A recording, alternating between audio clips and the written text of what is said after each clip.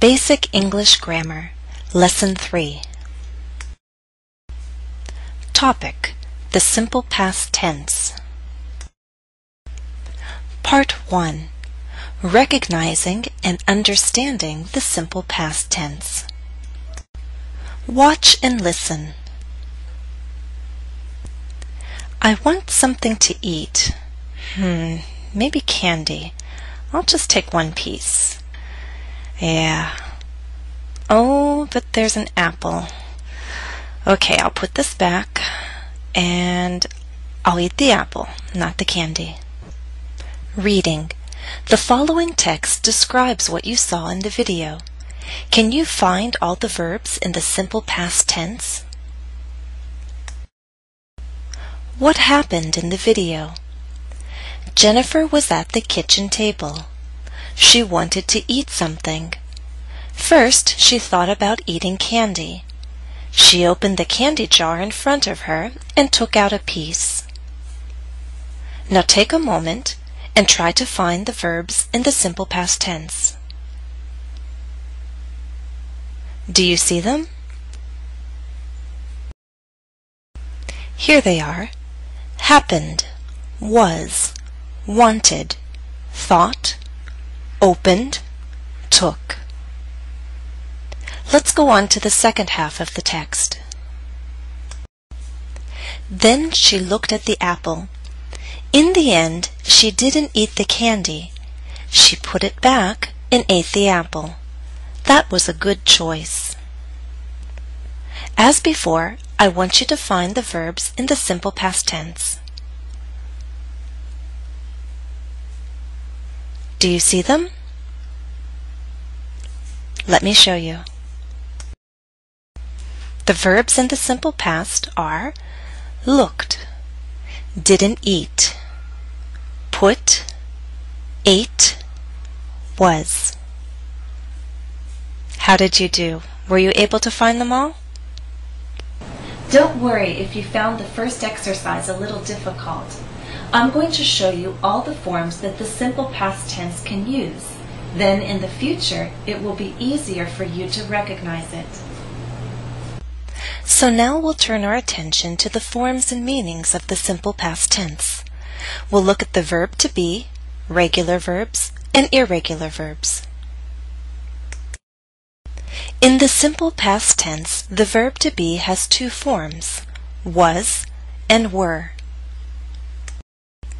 Was is used with singular nouns, uncountable nouns, and the pronouns I, she, he, and it. Examples: I was hungry. She was in the kitchen. There was candy in the jar. Candy is an example of an uncountable noun. The apple was a good choice. This is an example of a singular noun. Were is used with plural nouns, compound subjects, and the pronouns you, we, and they. Examples: you were hungry. The apple and candy were on the table. Apple and candy being a compound subject. There were many pieces of candy in the jar. Pieces is an example of a plural noun. We often use the verb to be in the simple past tense to tell about a past event, state, or condition. Examples: Jennifer was at the kitchen table. She was hungry. All of this happened in the past. All of this was true in the past. I'm telling you about my location and how I was feeling. I was at the kitchen table. I was hungry. Okay, now that we've covered the verb to be, we're going to talk about all the other verbs. We'll group them into regular verbs and irregular verbs. In the simple past, regular verbs end in ed. Can you identify the regular verbs from the text?